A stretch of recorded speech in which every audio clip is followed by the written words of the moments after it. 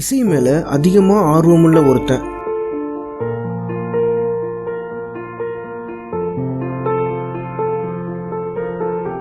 ஆனால் பெண்கள் கோபப்பட்டாலோ ஏன் கோபமாக பார்த்தா கூட அவங்கள இரக்கமே இல்லாமல் கொன்று குவிக்கிற ஒரு கொடூரமான சைக்கோ.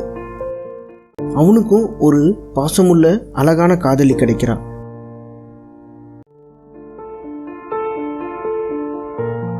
மனசு முழுக்க காதல் இருந்தாலும் அவனுக்குள்ள இருக்க மிருகமான அந்த சைக்கோ தன்னோட காதலியும் கொலை பண்றான்.